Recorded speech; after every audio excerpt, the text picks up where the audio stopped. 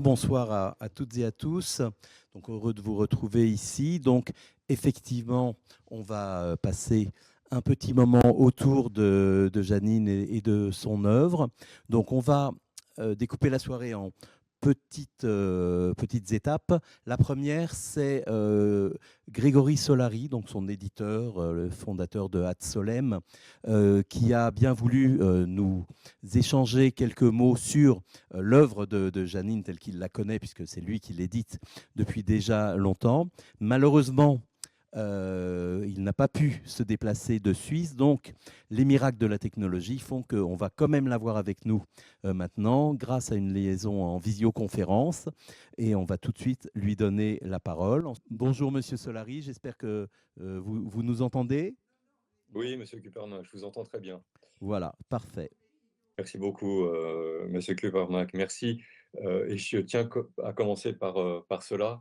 Vous remercier personnellement d'avoir rendu possible cette soirée, aussi bien pour les éditions Ad Solem que pour Janine Modlinger, évidemment, et Akiva, puisque c'est leur livre commun que nous, d'une certaine manière, nous célébrons ce soir.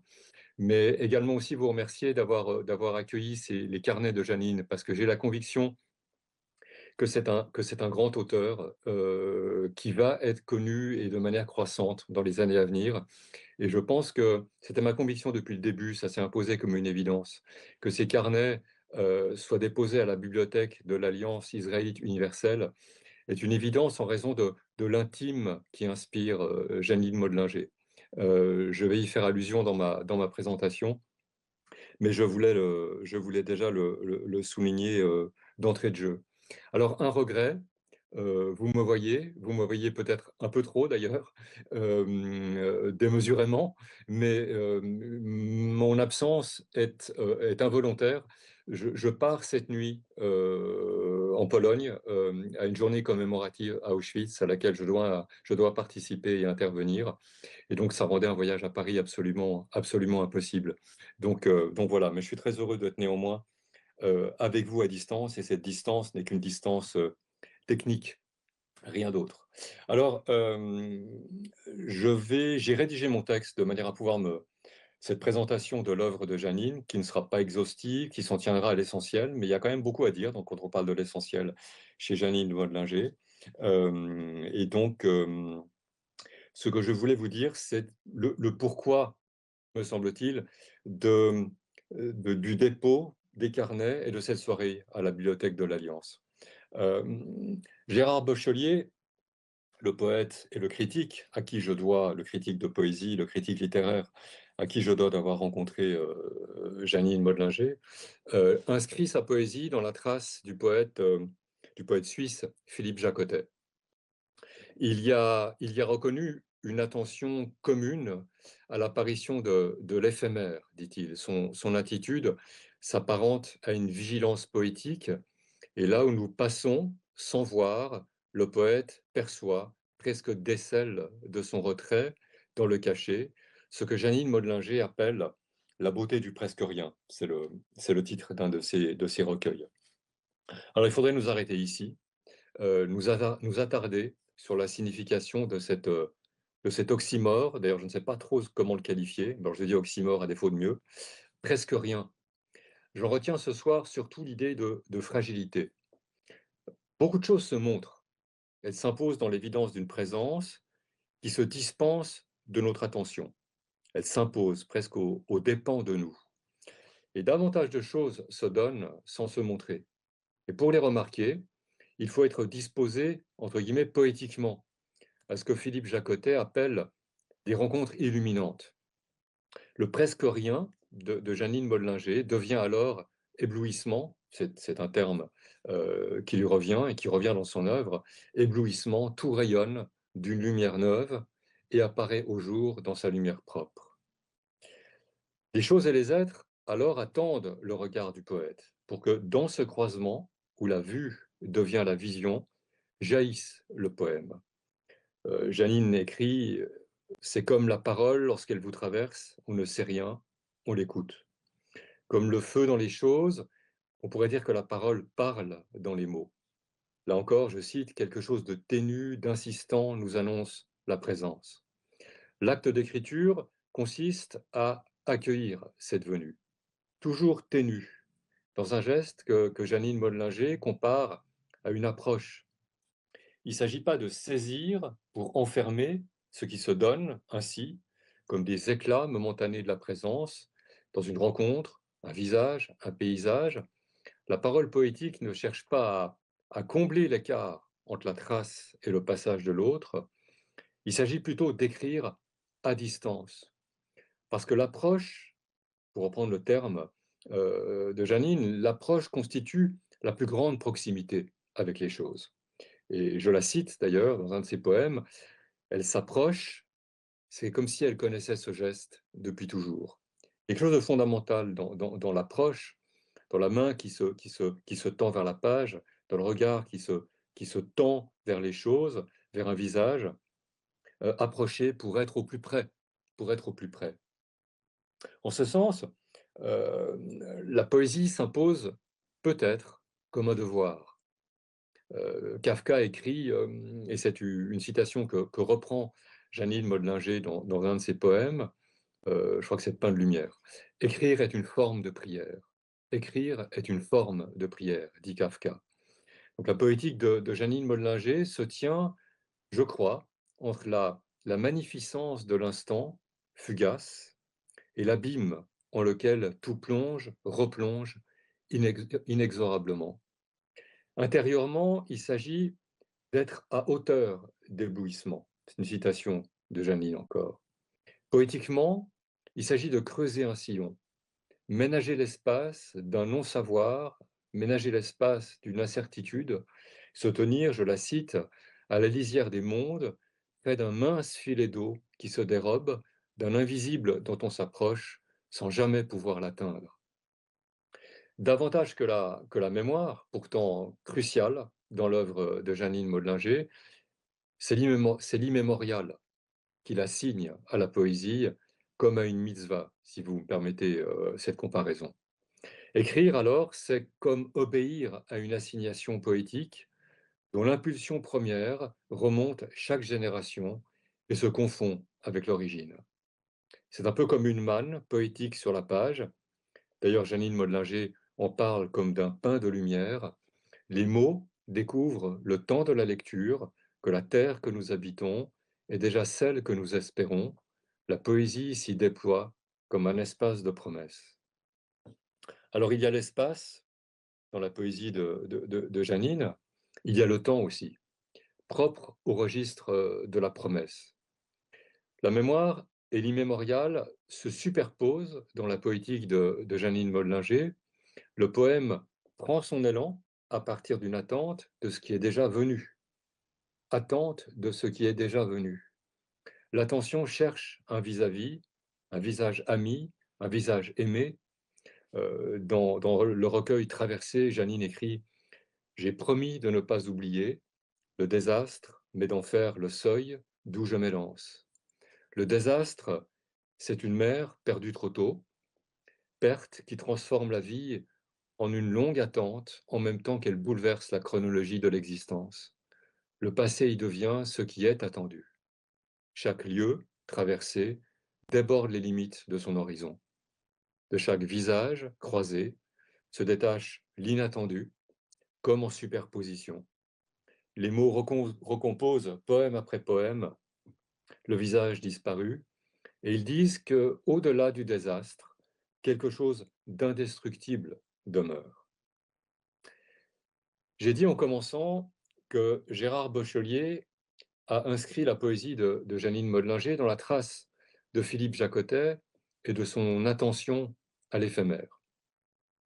Pour ma part, et pour conclure cette présentation, je la situerai dans l'horizon d'un rapport poétique aux choses et aux êtres déterminés par la judéité. Et c'est pour ça qu'il m'a semblé tout de suite évident que la Bibliothèque de l'Alliance était le lieu de son œuvre. Je le décèle dans quelques thèmes dominants. Je vais reprendre tout ce que j'ai dit à peu près jusqu'ici. L'épaisseur du réel, l'attention au fugace, l'omniprésence d'un geste, don et retrait en même temps, qui s'apparente, pour ceux qui connaissent, au Tsitsum des kabbalistes, don et retrait, le devoir de mémoire, l'attention à l'autre, et bien sûr l'écriture, la parole, davar, qui se dit dans la rencontre de la page et du mot qui s'y dépose. Ces thèmes, évidemment la liste n'est pas exhaustive, se trouvent disséminés partout. Et en même temps, chaque recueil trouve sa cohérence dans une variation spécifique. L'attention au fugace, dans la beauté du presque rien. Don et retrait, dans éblouissement. Devoir de mémoire, dans traversée. Et d'une lumière neuve aussi. Écriture, dans pain de lumière. Et tout se noue enfin dans la danse acidique qui nous réunit ce soir de manière plus particulière. La poétique de Jeanine Modlinger s'y dit alors dans ce livre à deux voix, avec son époux, le peintre Akiva Modlinger. Et c'est aussi en cela qu'il s'agit d'une poétique authentiquement juive. Son inspiration jaillit de cet entre-deux qui s'appelle Alliance. Je cite Jeanine, page 106-107 de la danse acidique, être côte à côte devant ta face. Donc voilà ce que je pouvais, ce que je voulais dire ce soir. Il y aurait bien d'autres choses, mais vous n'êtes pas là pour moi, vous êtes là pour Jeanine, pour l'écouter. Vous dire que c'est un chemin de 15 ans, Jeanine Modlinger et Ad-Solem. Ad-Solem, une maison qui existe depuis une quarantaine d'années, un peu plus même. La collection poésie existe depuis 30 ans maintenant. Elle s'est imposée comme une des collections de poésie d'authentique poésie, pas de poésie confessionnelle, pas de bons sentiments tournés en expression poétique, non, de vrais poètes et une vraie poésie. Et nous sommes très heureux de compter Jeanine et d'autres avec elle parmi nous. Mais ce soir, je voudrais dire que j'attire vraiment votre attention sur la qualité de la danse acidique. C'est un livre rare. C'est un livre rare parce que il y a d'abord la présence des racidim dans les montagnes suisses. Et vous savez comme la montagne fonctionne comme un aimant sur le peuple juif. Et il y a la venue de Jeanine et Akiva dans ce lieu. Et il a fallu la consonance de la parole et de l'image, du trait, pour que de ce double geste jaillisse ce livre exceptionnel qui témoigne d'un moment fragile lui aussi, comme Jeanine sait les reconnaître, c'est-à-dire cette présence des Hassides dans les montagnes de Suisse, qui, je peux vous le dire, depuis le 7 octobre, ne va plus du tout de soi. Du tout de soi. Donc il y a quelque chose déjà d'un mémorial dans ce livre, une évocation de l'immémorial aussi, je suis sûr que vous saurez en parler à la mesure de l'œuvre, à la mesure de l'œuvre de Akiva, qui est un peintre gigantesque, qui sait capter l'invisible et plus que l'invisible. Et il fallait Jeanine pour faire réverbérer ce qui traversait ces visages, ces prises de vue pudiques à distance, mais donc au plus près de la vérité de ces êtres, de ces hommes et de ces femmes qui, comme des danses, comme des petites flammes de Neshama, illuminent la froideur des Alpes suisses. Voilà ce que je voulais vous dire ce soir et je vous remercie d'être venu présent. Merci à Monsieur Kupermink, merci à Jean-Denis Tétier de tenir la petite librairie et je vous souhaite une bonne soirée. Il faudra que je vous quitte assez vite, je vais rester quand même 5 minutes encore. Je dois partir à 3 heures du matin, comprenez-moi, mais je reste encore un peu avec vous et quand l'écran s'éteindra, ce n'est pas par distance voulue, mais par distance d'obligation, d'assignation ce soir. Merci. Merci encore à tous. Donc voilà, la raison majeure qui nous réunit ce soir, c'est donc le don que fait Jeanine Modlinger. Alors, est-ce que vous préférez qu'on dise Modlinger ou Modlinger? Oh, ben sans hésiter, Modlinger. Modlinger. Donc on va opter pour Modlinger. Voilà.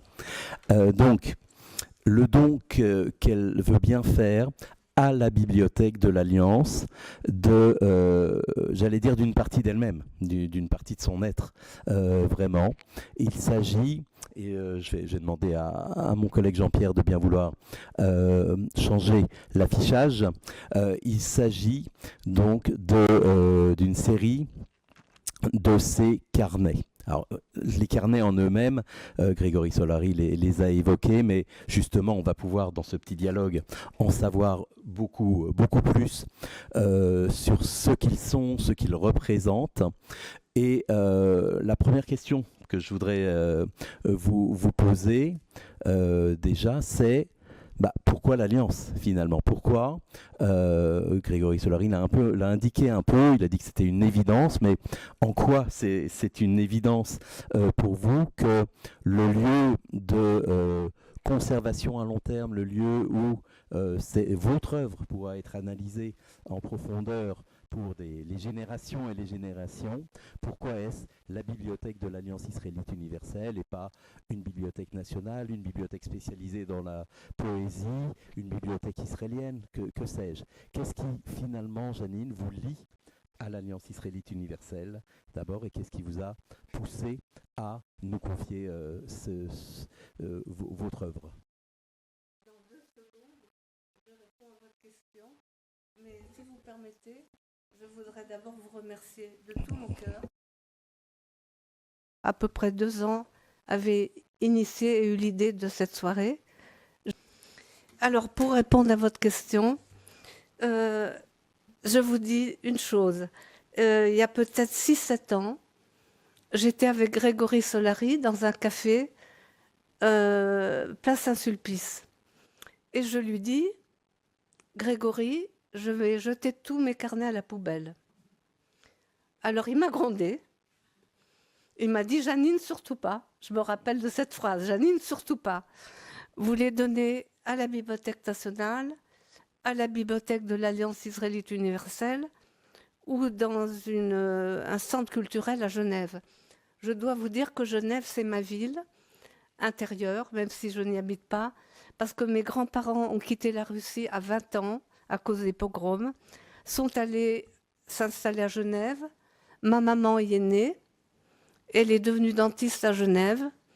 Et je suis très fière d'elle parce que je l'ai perdue à 6 ans.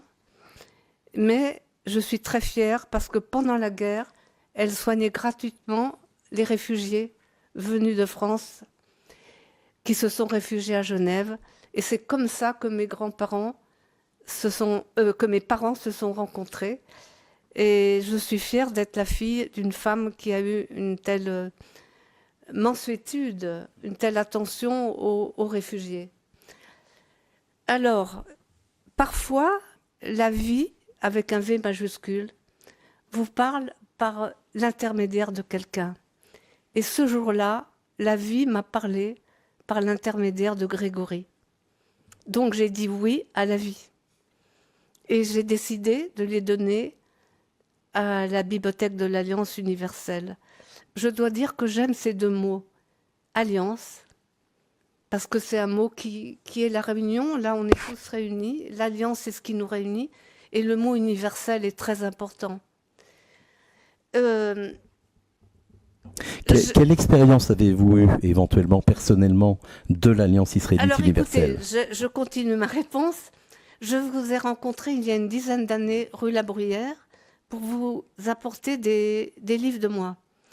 Et j'ai été très touchée par votre accueil, par votre chaleur humaine. Et ça, c'est la première raison qui m'a donné envie de les donner à cette bibliothèque.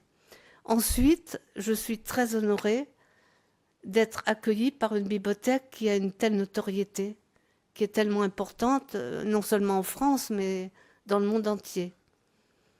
Ensuite, c'est une manière d'affirmer mon appartenance profonde au judaïsme, que j'ai d'ailleurs manifestée en étant pendant 30 ans professeur à l'école Yamné. J'ai 2 collègues ici qui m'ont fait l'honneur de venir. Et je dois, à ce moment-là, rendre un hommage à la mémoire bénie de Bernard Picard, parce qu'il était le directeur à l'école Yamné Et je dois dire que j'ai tout appris de la vie, rien qu'en le regardant vivre. Quand il est mort, dans les mois qu'on suivit, j'ai écrit un livre pour honorer sa mémoire. Pas sa biographie, mais parler de son âme, de sa présence. Ce livre est publié sous le nom de Bernard Picard, Le don d'une présence. Je dois dire encore une chose importante. Le génie de Bernard Picard, son œuvre, ça a été de comprendre qu'après la guerre, le judaïsme complètement décimé, la reconstruction du judaïsme complètement décimé, passait par l'éducation. Et ça a été son génie. Voilà ce que je voulais dire sur Bernard Picard et pourquoi j'ai donné ces carnets à cette bibliothèque. Et je dois vous dire la vérité, ce n'est pas facile du tout de donner des carnets. Parce que à partir de mes carnets, j'ai publié 2 livres. Une lumière à peine, Éblouissement. Mais là, j'ai fait un tri très sévère. J'ai fait une sélection. Tandis que là, je donne tout. C'est pas facile. Parce que là, je ne fais pas un choix. Les lecteurs pourront lire tout ce qu'il y a dans les carnets. Bon, ce ne sont pas des journaux. On va revenir tout de suite sur exactement ce que sont les carnets. Je voulais vous dire que, évidemment, l'Alliance israélite universelle et sa bibliothèque sont très honorés de votre marque de confiance. Et je dois vous dire aussi que, même si c'est loin d'être un axe majoritaire des acquisitions de cette bibliothèque, la poésie est déjà présente à l'Alliance depuis très longtemps. Il y a toujours eu évidemment les textes de poésie religieuse, on a des recueils de piyutim, on a des manuscrits magnifiques traitant des piyutim, de toute cette poésie religieuse, des différentes traditions, des recueils de différents poètes juifs. Et je voulais rendre hommage ici à un de nos très fidèles lecteurs, Monsieur Pierre Hayat, qui nous a donné un nombre incalculable de plaquettes, recueils, brochures de poètes variés, et tous autour du thème de la poésie juive ou de juifs écrivant de la poésie, puisque c'est quelque chose de parfois difficile à définir, et que donc votre œuvre, vos livres imprimés, bien sûr, qui vont rejoindre nos collections, et vos carnets seront dans un environnement aussi où la poésie juive sera présente. Donc maintenant, effectivement, ouvrons ces carnets, c'est tout à fait ce qui est en train d'être fait. Ouvrons-les et dites-nous un peu ce qu'ils représentent, comment vous les alimentez et quel est votre objectif finalement dans cette écriture quotidienne qui est, si j'ai bien compris aussi, une écriture réparatrice.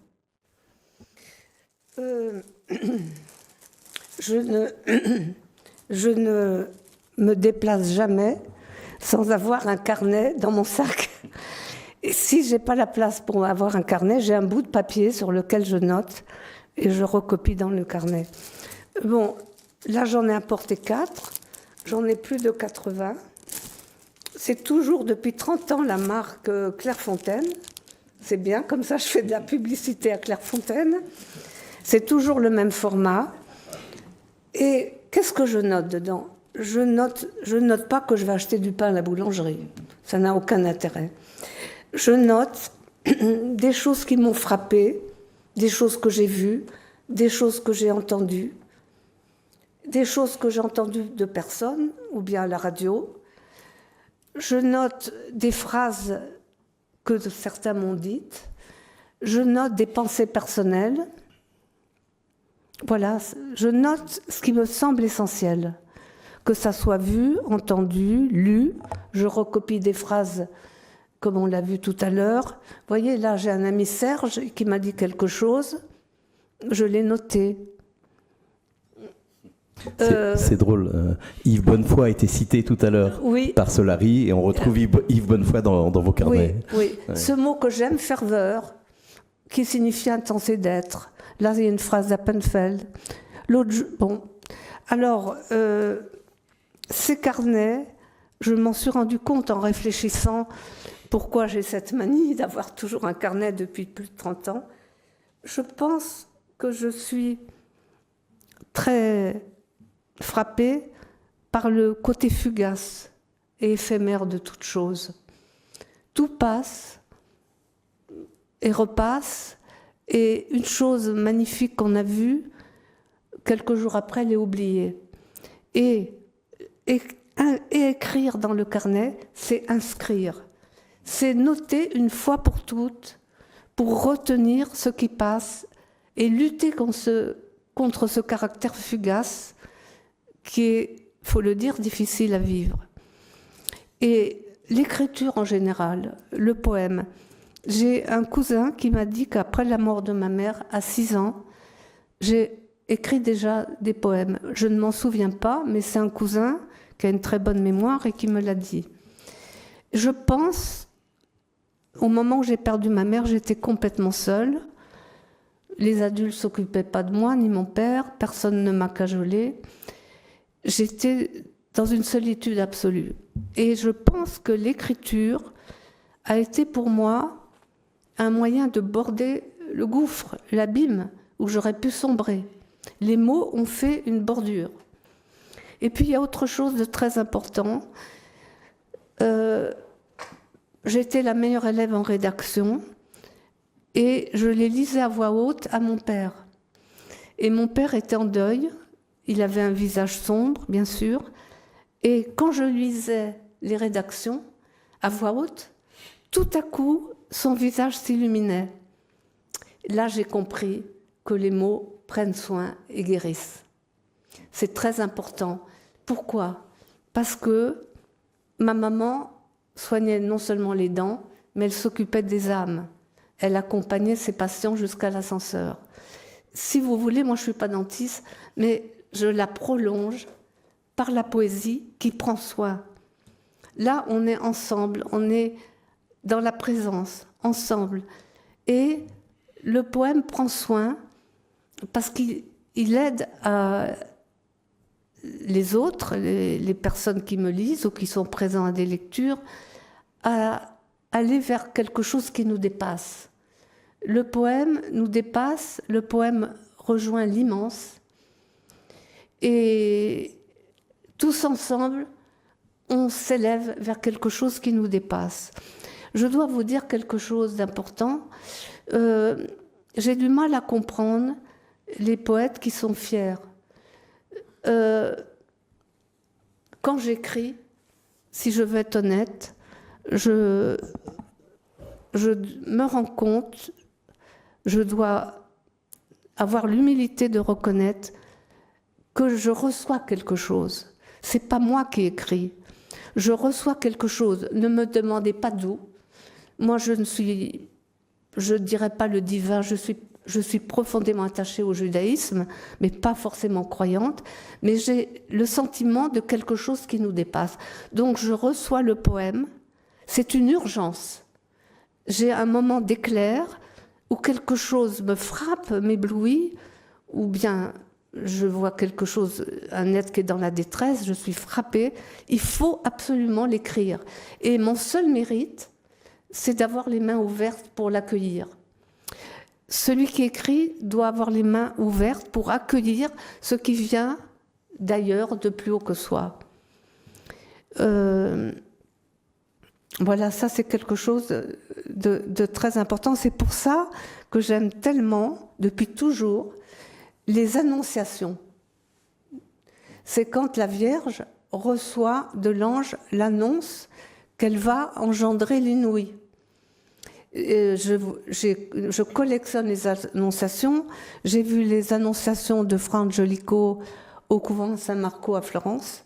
Et alors, on voit la Vierge qui est comme ça. Et l'ange vient et elle est comme ça. C'est l'attitude de celui ou de celle qui écrit. Elle reçoit. Vous voyez ? Voilà. C'est magnifique d'unir en fait la notion de tikkun, de réparation quelque part, et une qualité presque médiumnique, disons, comme si vous étiez traversé oui. par quelque chose qui vient d'ailleurs. Oui, comment utilisez-vous, si j'ose dire, les carnets? Est-ce qu'une fois qu'ils sont écrits, ils dorment? Est-ce que vous les consultez souvent? Est-ce que, j'ai vu que vous avez fait 2 recueils, bien sûr, basés sur les carnets. Est-ce qu'ils vous aident à trouver des idées, des thèmes pour des nouveaux recueils? Est-ce que vous avez donc une sorte d'utilisation pratique de ces carnets? D'abord, ces carnets font partie de mon corps. Ils habitent en moi. Et c'est vrai, c'est une sorte, comme c'est quotidien, même plusieurs fois par jour, même la nuit, sous mon oreiller, il y a un bout de papier, un stylo et une lampe de poche. C'est une sorte de... Les carnets sont une sorte, à mon insu, une sorte de préparation à l'écriture poétique. Je les consulte... là, en ce moment, je les consulte, puisque c'est une donation. Et quand je les lis, j'ai envie de prendre un autre papier pour recopier certaines choses. Donc, ça peut être à l'infini. Je dois vous dire quelque chose concernant à la fois les carnets et le travail poétique. C'est qu'il ne s'agit pas simplement, comme on le croirait, de saluer la beauté. Bien sûr qu'on salue la beauté. Mais il y a quelque chose d'au-delà de la beauté, qui est la présence. Être là, c'est un miracle. Et c'est ça que celui qui écrit salue, c'est la présence. C'est aussi lié à un émerveillement. Pour s'éveiller à... Parce qu'on dort, on ne s'en rend pas compte, mais on dort tout le temps. Et le poème est une manière de tout à coup s'éveiller. Hop, il y a ça. Incroyable. Je note. Ça se passe comme ça, vous voyez. Ensuite, c'est pour risquer le sens. Parce qu'on pourrait être un peu effrayé ou tétanisé par l'absurde, la mort qui vient, la fugacité de toute chose, et par la souffrance. Non seulement sa propre souffrance, mais la souffrance des êtres autour de nous, la souffrance universelle. Et la poésie est une manière de relever le défi du malheur, de dire non, ce n'est pas le dernier mot, le malheur. Il y a autre chose. Il y a la bonté, très important. Il y a la beauté, il y a l'attention à. C'est pas seulement attention à la beauté, c'est attention même à des choses qui sont un peu laides, mais qui méritent d'être vues et saluées parce qu'elles font partie de l'être là, du monde. Je vous l'ai dit, je le redis, le poème est une manière de prendre soin, très important, et c'est une manière de veiller. Veille. D'ailleurs, c'est le titre de mon premier recueil, Veille. Être en état de veille, c'est très très important. Et n'oublions pas que dans les camps de concentration, la seule chose qui existait, ce n'est pas des romans ou du théâtre, c'est de la poésie. Ils écrivaient sur les murs ou sur des bouts de papier qu'ils mettaient dans la terre. La poésie est écrite dans les camps, a été écrite par ceux qui étaient persécutés, comme Mandelstam, Tsvetaeva, etc. Paul Celan a écrit après la Shoah des livres superbes, et il y a une phrase de lui que j'aime énormément, et qui est très bien pour notre soirée. Il a dit « Je ne vois pas de différence entre un poème et une poignée de main. » Ça, c'est une phrase que j'ai toujours en moi, parce que voilà, c'est des poignées de main, on est ensemble, on se serre la main. Et le poème sert à ça. Et puis, c'est une prière, vous l'avez dit. En dehors de toute religion ou de toute foi, c'est une manière de saluer le sacré. Parce que tout ce qui est un livre, une bouteille d'eau, tout ce qui fait partie de la vie du vivant est sacré. Et ça, on l'oublie. Vous voyez, c'est en dehors, le sacré peut être présent en nous, en dehors de toute foi ou de toute religion.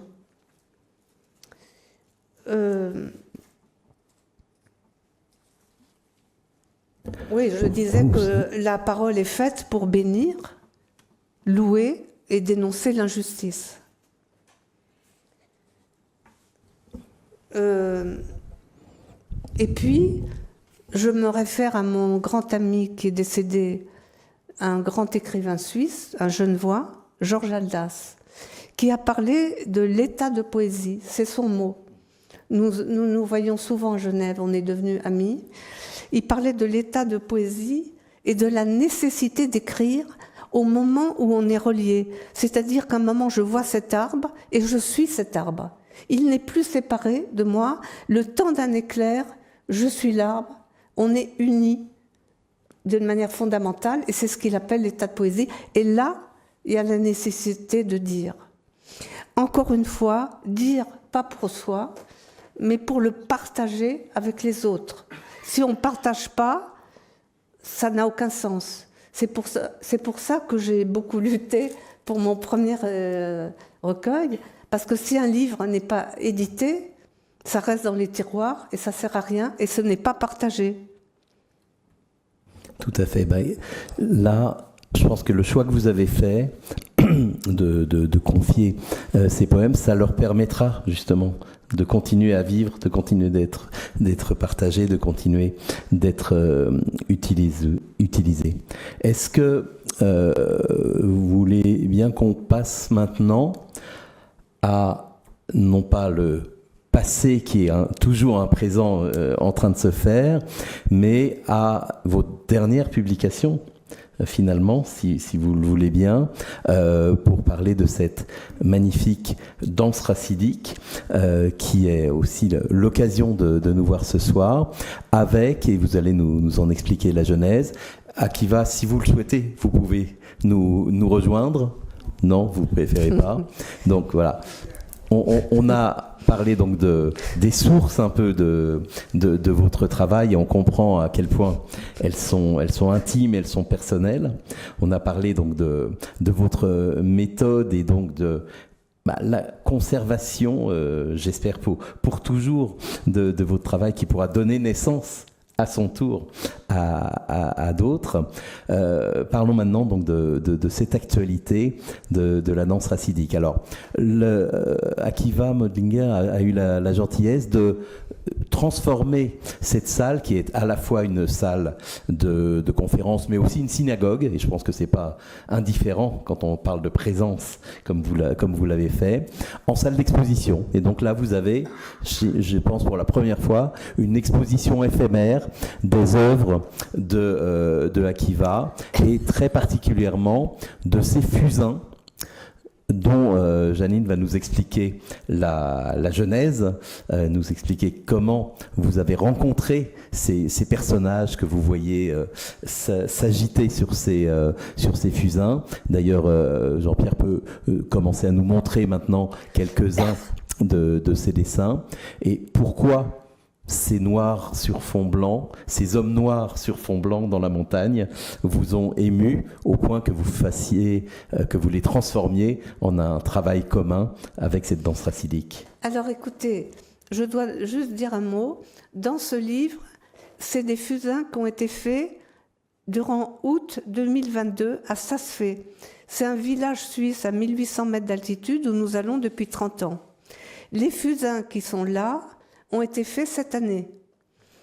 Et je dois vous dire que j'ai été très étonnée durant le mois d'août 2022 que Akiva, qui d'habitude peint toutes sortes de choses, durant cet été, il n'a fait que des fusains de Hasidim. Et j'ai trouvé ça extraordinaire parce qu'ils sont très très beaux. C'est parfois en quelques traits, 2-3 traits. Et je n'ai pas compris comment il faisait, je ne le comprends toujours pas, comment il arrive à dessiner quelqu'un qui marche. En quelques secondes, il arrive à mettre des traits magnifiques de quelqu'un qui est en train de marcher. Et alors, à la fin du mois d'août, nous sommes passés à Genève, où nous avons rencontré Grégory Solari dans un café. Et moi, j'avais les cahiers d'Akiva avec les fusains qu'il venait de faire. Alors, expliquez-nous quand même. Oui, Saas-Fee, pourquoi Saas-Fee? Saas-Fee, c'est un village suisse, 1800 mètres d'altitude. Il y a des immenses glaciers. Et depuis toujours, il y a des Hasidim qui viennent d'Angleterre, de Belgique, d'Israël, des États-Unis. Ils viennent passer leurs vacances. On sait pourquoi ils ont choisi cet endroit ou... C'est les hauteurs, c'est la montagne. Et je pense que pour eux, ils sont plus proches du divin. Donc nous les voyons depuis toujours marcher dans les rues. Et je dois dire que je suis très touchée de voir dans ce village où il y a des alpinistes avec leurs cordes, des touristes qui font des randonnées, de voir cette note de spiritualité. Ces hassidim qui se promènent avec un sidour, un livre de prière, avec leur châle. C'est une note de spiritualité dans un village touristique où il y a des alpinistes et des montagnards. Et donc je disais qu'en 2022, en revenant de Saas-Fee pour rejoindre Paris, nous avons fait une pause à Genève où nous avons rencontré Grégory. Et moi, j'avais quelques cahiers de fusain d'Akiva. Et comme ça, négligemment, j'ai montré à Grégory, comme ça, pour lui dire, voyez, Janine, c'est extraordinaire, je les publie. J'ai l'impression vraiment que Grégory Solary a un sens de la beauté absolument extraordinaire. Il est tombé amoureux immédiatement de ces fusains. Il a dit, je les publie, et en face de chaque fusain, il y aura un petit texte de vous. Voilà, ça c'est l'origine de ce livre. Alors, moi j'ai un petit mot à dire, puisqu'on m'a demandé de dire quelque chose avant, il y a 5 minutes, il y a 10 minutes. Il y a deux moments. Il y a ce que j'étais au livre, ça c'est spontané. 2022. J'ai rien à dire de plus que ce que disent les dessins eux-mêmes et que je suis sûr qu'on peut parvenir à déchiffrer, à lire. Mais ça, c'est le livre. Et ça, c'est l'année après. Donc, c'est la chose a mûri un peu. Et je ne sais pas comment ça se fait, mais ils ont décidé, ça se fait. Ils ont décidé de déménager leur synagogue juste en face de notre balcon. Non, c'est-à-dire qu'en face de notre balcon, pendant 30 ans, il y avait un petit pub. Un pub avec des adolescents qui faisaient la fête. Et cette année, à notre grande surprise, la synagogue. Oui, cette année, à la place du pub, à notre grande surprise, qu'est-ce qu'on voit? Une mini-synagogue. Là, la classe s'est un peu brisée parce qu'on est devenus amis. Moi, je suis devenu ami avec ces gens-là. Parce que moi-même, j'ai fait mes études en Israël, dans un kibbutz, et je connais bien l'hébreu. Alors, je suis devenu ami avec eux. Mais moi, je ne suis pas de leur... je n'ai pas ni leur tradition... T'es pas un acide. Alors, ils m'ont demandé de mettre des téphilim, j'en ai pas mis, je regrette. Mais par contre, j'ai été prié avec eux. Mais surtout, on est devenus un peu copains, vraiment. Et moi, je les aime beaucoup. J'ai appris à les aimer. Ils font partie vraiment de cet endroit avec ces glaciers et tout ça. Voilà ce que j'avais dit. Alors, quand il a été prié dans la synagogue, moi, en tant que femme, je n'ai pas le droit de pénétrer. Ils étaient tous avec des chapeaux noirs. Vous savez que dans une synagogue, un homme doit avoir la tête couverte. Alors Akiva avait une casquette verte. Alors je voyais plein de chapeaux noirs et une casquette verte. De toute façon, on voit bien dans les fusains, dans les dessins, à la fois l'amour que vous leur portez et aussi un regard malicieux, un peu. Vous êtes avec eux, mais vous avez quand même une certaine distance. Et les peintures, elles sont, quand on les fait, comme moi je les fais, elles sont petites. Mais avec le temps, elles grandissent, comme les humains. Elles grandissent et moi je vois qu'elles s'élèvent un peu. C'est jusqu'où ça va aller, je ne sais pas. Très bien. Bah écoutez, merci beaucoup, merci infiniment pour nous avoir permis de découvrir de l'intérieur cette danse racidique. Oui. Pour finir, si vous le voulez bien, j'aimerais maintenant qu'on a beaucoup parlé de poésie. mais Oui. j'aimerais qu'on en entende Oui, d'accord. un peu. Et donc, pour les quelques minutes qui nous restent, je vais laisser Janine prendre place là où elle sera le plus à l'aise, si elle veut être debout, pour nous donner à écouter, donner à entendre ces mots, ces créations. Et elle a eu la totale liberté du choix de ce qu'elle allait nous lire aujourd'hui. Je vais vous lire dans quelques minutes un long poème, toujours en parlant de Ça se fait, que j'ai écrit il y a 2 ans, pendant l'été, un été passé à Ça se fait. Et je vous dirai après, mais avant, je veux vous dire quelques pensées sur ce que c'est que la poésie pour moi. J'en ai déjà parlé tout à l'heure, mais je veux un peu le compléter. En faisant cette soirée, mais également d'autres lectures que j'ai déjà faites, je me sens en connivence, et surtout par votre présence. Parce que écrire, c'est aller à la rencontre du monde et de l'humain en leur nudité. Et cette quête ne pourra se faire que si on accepte soi-même de se mettre en nudité. Zone de blanc, de silence, parfois d'angoisse, qu'il faudra bien aller rejoindre de jour en jour, si on espère recevoir sur la page un mot, des mots qui aient valeur de vérité. Ainsi, le dépouillement qui aura été subi en notre vie, sous le signe du gouffre et de l'abandon, se trouve transfiguré dans le travail d'écriture, car vécu cette fois-ci dans l'espérance d'un don et d'un partage avec autrui.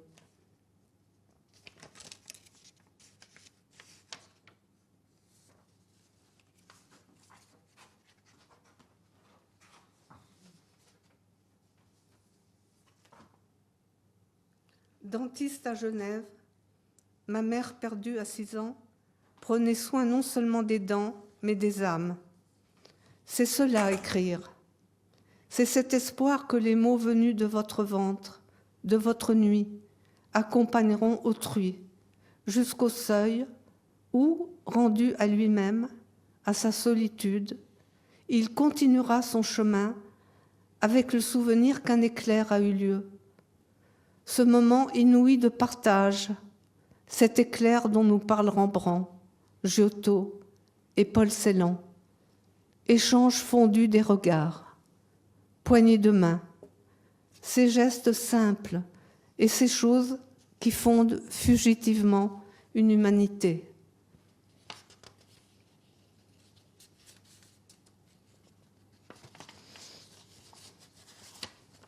Sous mon regard ce jour, ce qui me remue, c'est l'insignifiant, la trace la plus humble des choses, ces feuilles mortes à terre et la configuration unique qu'elles prennent sur le sol. Cela aurait pu être des pierres ou des grains de sable. Non l'évidence de la beauté dans son apparition flamboyante, mais le presque rien, la trace la plus ténue, celle qui nous rappelle la simple grâce d'être là.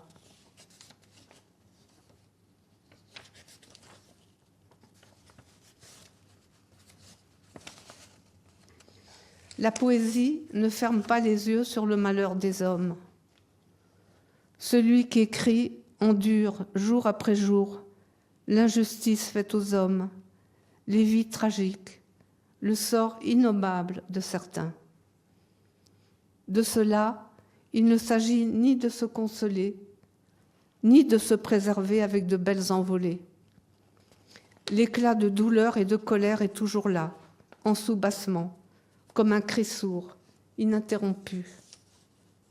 Cependant, il faut bien vivre. Il faut clamer la beauté et la bonté, envers et contre tout, malgré tout. L'écriture ne changera pas le monde, elle n'y prétend même pas. car elle sait que l'écrasement du faible par le puissant, l'égoïsme et l'indifférence ne sont pas près de rendre des armes. Elle prétend, plus modestement, veiller sur l'étincelle de gravité qui demeure, susciter un feu d'éveil ici ou là, et puis être gardien du bien le plus précieux, serait-ce d'innocence et d'espoir, qui envers et contre tout féconde comme une sève les profondeurs de la terre humaine. L'écriture veille, c'est tout ce qu'elle peut faire. C'est très peu et c'est beaucoup. Quand je parlais d'étincelle, ça me fait penser à la phrase de Martin Buber, « L'homme porteur de l'étincelle ». On écrit parce qu'on a une faim insatiable de vie. On veut l'élargir, l'approfondir, la multiplier, déployer toute sa densité et sa force. Parce que tout est fugace, on veut éterniser chaque instant. C'est la fièvre, la passion, l'amour de la vie qui nous enjoignent de prendre la plume. Le corps à corps avec l'écriture n'est qu'une manière d'étreindre passionnément la vie.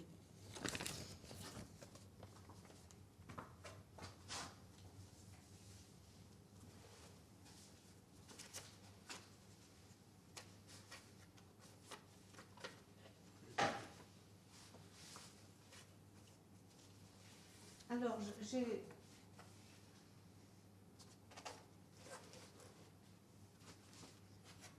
j'ai choisi en 2 temps. D'abord, un long poème que j'ai écrit à Saas-Fee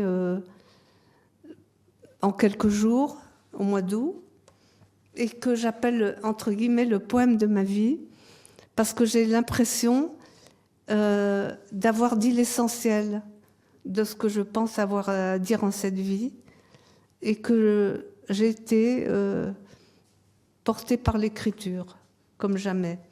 Ensuite, je vous lirai quelques poèmes, des poèmes épars que j'ai pris un peu partout dans mes recueils. J'ai mis une phrase d'Yvonne Foix en exergue, « Ô mot patient et sauveur ».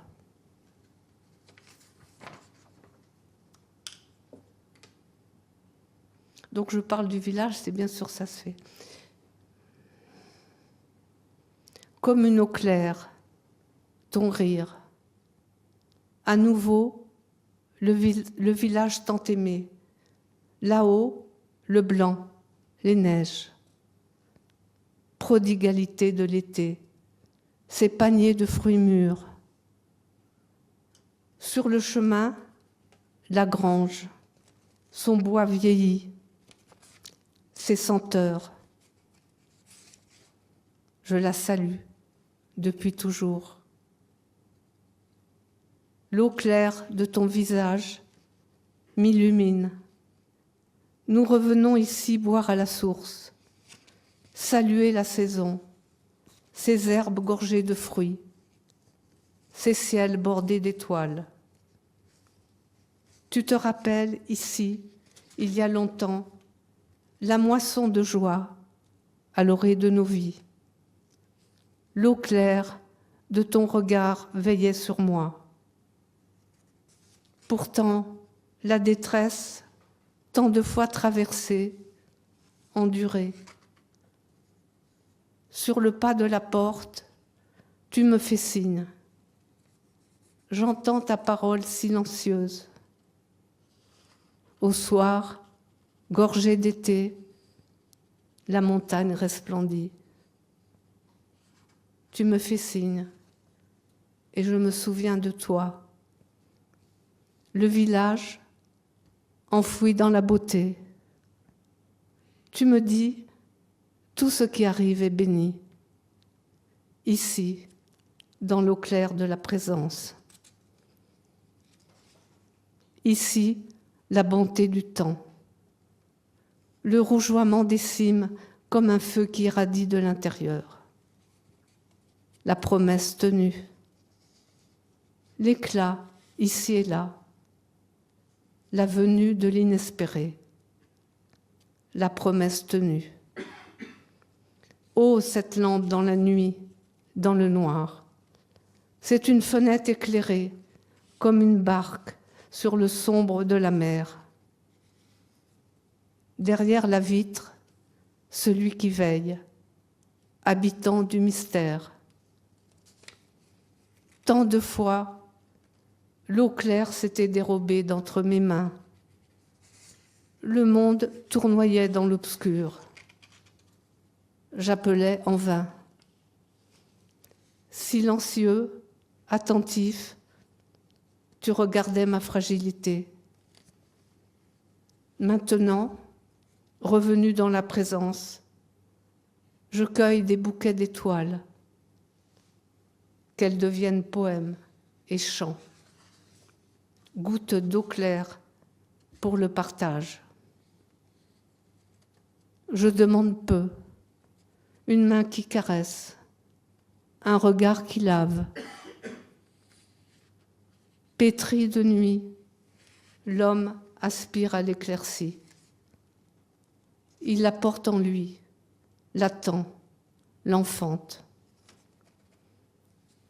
Et puis, ce souffle, cette eau claire, quand les visages s'attendent, s'approchent l'un de l'autre, quand les corps enfin se parlent. N'est-ce pas cela l'éclaircie? Pétri de nuit l'homme, et pourtant né pour l'incandescence. Informes, précaires, nos visages peu à peu, douloureusement, se façonnent, deviennent habités, porteurs de lumière. Roches, arbres, ciel, nous ne les voyons pas, ils sont en nous. Ils nous éclairent de l'intérieur. Ils sont notre chair. Nous, pétris de beauté. Toi, à nouveau sur le seuil, tu me fais signe, l'eau claire dans tes yeux. Tu m'enjoins d'aller au-delà du vivre, d'être terre d'accueil, d'écoute, de mansuétude. Regarde, des vignes parsèment le paysage. L'été porte fruit. Nous remercions. Regarde, l'eau claire, ici et là. Et comme cela est inattendu. L'homme est né pour la soif, pour le pain précieux de la parole, pour l'inattendu du désir. L'homme est né pour l'eau claire de la parole. La beauté, dis-tu, mais elle n'est qu'un palier, car il nous est demandé de croître en mansuétude, en douceur. La beauté ne suffit pas. Ici, près des hauteurs, l'été, son feu, sa splendeur. Et nous, tremblants devant une telle prodigalité. La splendeur, oui, la saluer, la remercier, mais elle n'est qu'un palier, car seule la bonté véritablement nous appelle. L'eau claire de la bonté.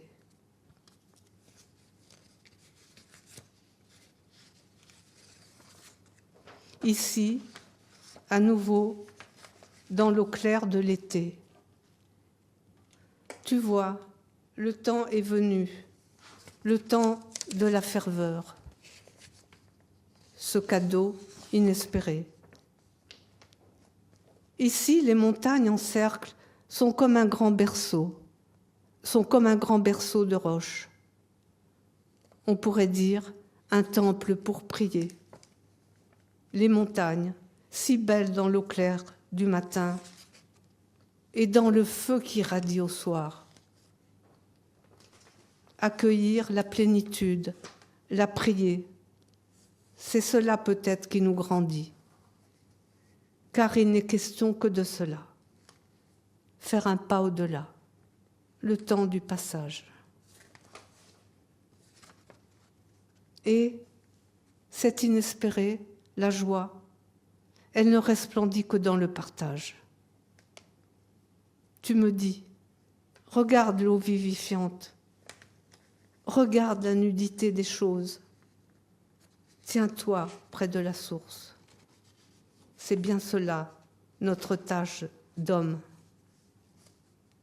Je t'écoute, je me souviens de toi, l'eau claire dans tes yeux, ta main, l'appel de ta main, pour me dire combien il est important de vivre. Pourtant, la détresse, pourtant ce monde blessé, accablé, troué, il nous est demandé malgré tout de cheminer, d'advenir. L'homme et la femme, quand un appel lumineux les incite à se rapprocher, à se confondre, vient l'heure de la complétude, de la joie, et au-delà, comme si le monde lui-même exultait. Un feu divin s'empare d'eux, comme si la création était bénie, et de nos vies, le projet secret accompli. Ils ont été visités, l'homme et la femme, par cela qui les dépasse. Visités, advenus à eux-mêmes, à l'innocence première. La bonté du temps, dis-tu, l'eau claire de la présence, le feu qui en nous irradie pour davantage de présence, d'attention, d'accueil, pour que la parole rayonne, pour se rappeler que l'abondance est un don inespéré. Née du silence, la parole est en graine, en semence. Le poète, comme le semeur, est régi par le futur. Le poème est fait pour garder. De l'essentiel, il a la garde. Le poème appelle, ouvre à l'immense. Comme la parole garde un silence, le poème garde un secret. Le silence est peut-être le moment de la vraie parole. Et, il est vrai, nous ne sommes pas à la hauteur du poème. Saluer, célébrer, telle est notre tâche.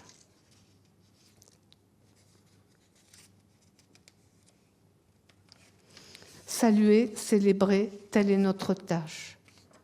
Aller vers le dénuement, la nudité. L'écriture est aussi descente dans le malheur commun, le chaos, le scandale de la souffrance.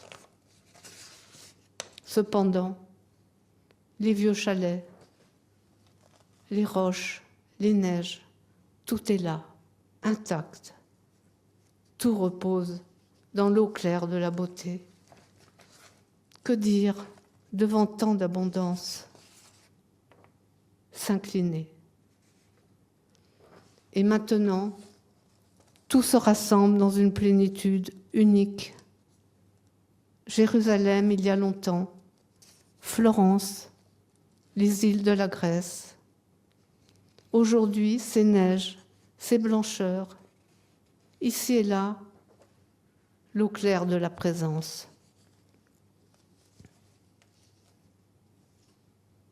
L'aube, ce dessin, à peine esquissé des choses. Cette venue peu à peu de la merveille. Ce temps où tout émerge. Cette douceur où tout se donne. Ce don renouvelé, de seconde en secondes.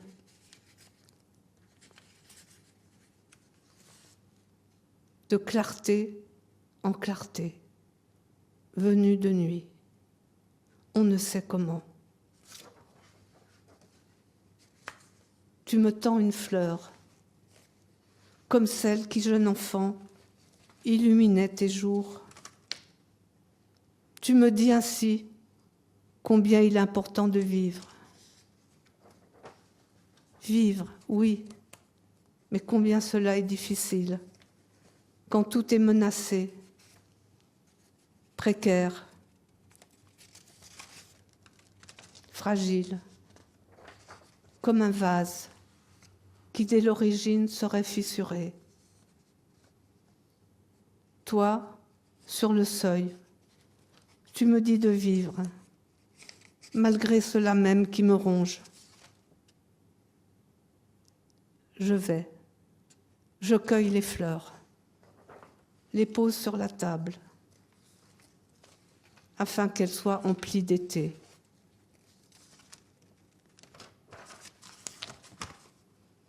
Que l'été fuse et diffuse au-delà de la saison, irrigue notre devenir. Que l'été rayonne tout au long, devienne recueillement, adoration. Profusion. C'est très rare que je mette un titre, mais là j'ai mis un titre. Encore un quart d'heure, ça va. 5 minutes, c'est qu'on ait le temps de se retrouver un peu. 10 minutes, oui, d'accord. 10 minutes, ça va? D'accord. Profusion. Le jour dessille mes paupières. Vers l'arbre ébloui je vais, à même la terre heureuse. Tout est là, intact comme un champ. J'ai promis de ne pas oublier le désastre, mais d'en faire le seuil d'où je m'élance.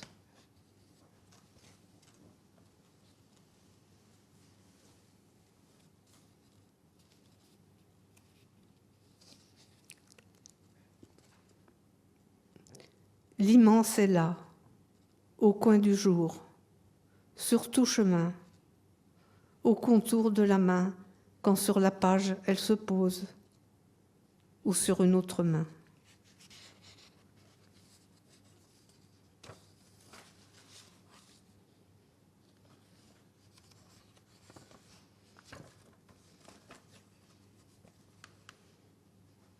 Donnez-moi le plus simple, le pain de lumière, l'auguste fenaison des regards, la paille qui remercie au soir.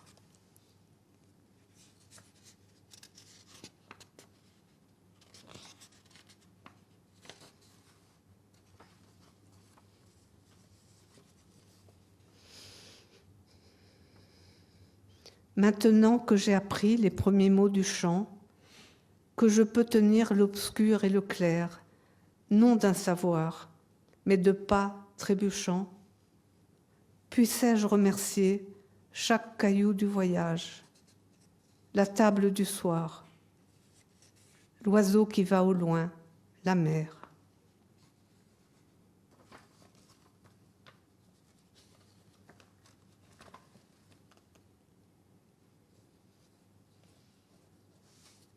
S'éblouir malgré l'ombre, tenir têtu la part solaire. Voici ce que je demande quand j'implore le regard.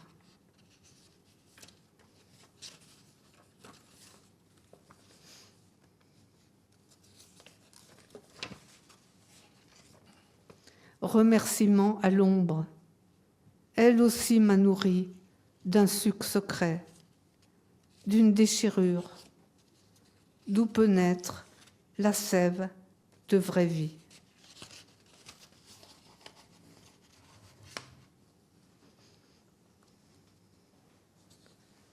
Le retour au simple, dis-tu, la parole pauvre, ce peu de gestes, ceux de toujours, la main qui caresse et le pas qui va.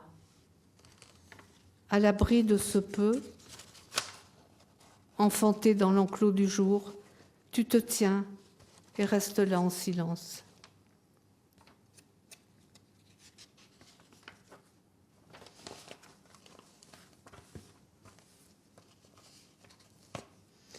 À la lumière bienheureuse, à celle qui chaude illumine au-delà de tout dire.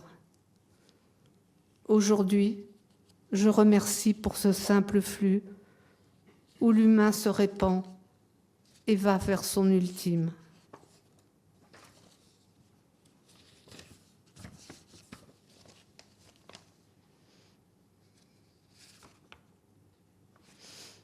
Il y a si peu de réponses, si peu à dire.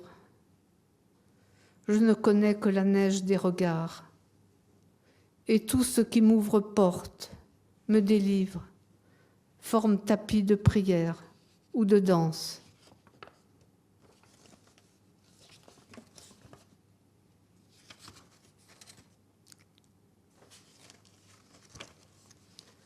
Rompu le pain, sa pâte à lever tout le jour, l'eau à goût de framboise mûre. Tout se libère et se conjugue pour le repas que nous voulons depuis toujours. À l'abri du temps, je ne regarde plus les fantômes. Les pensées sont neuves, elles ont pris goût de miel. Nous aurons la patience des abeilles.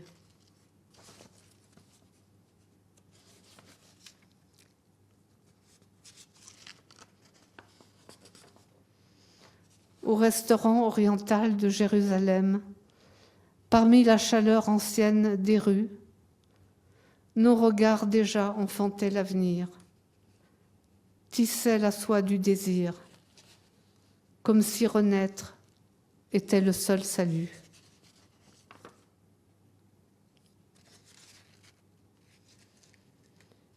Les mains se sont rencontrées, la perfection a jailli comme un éclair.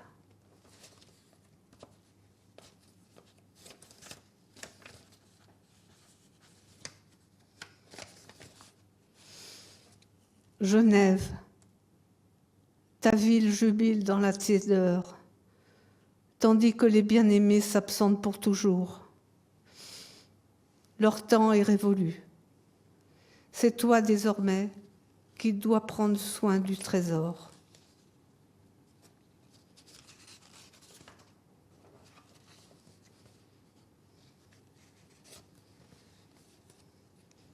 Là, vivante dans le soir, repliée en ce sourire que depuis longtemps j'appelle. Je ne cherche plus, je suis. Les mains ouvertes dans le bruissement des choses. Une paix se déploie comme un remerciement.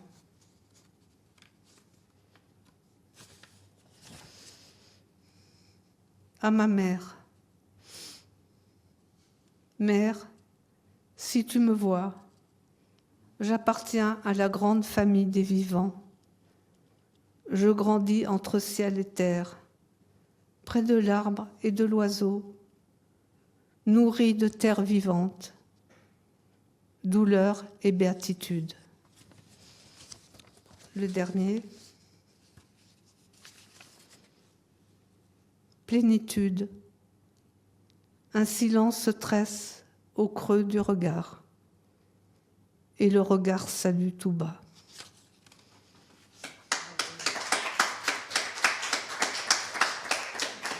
Merci à Akiva, merci à Grégory Solari qui nous a peut-être déjà quittés vu son prochain voyage.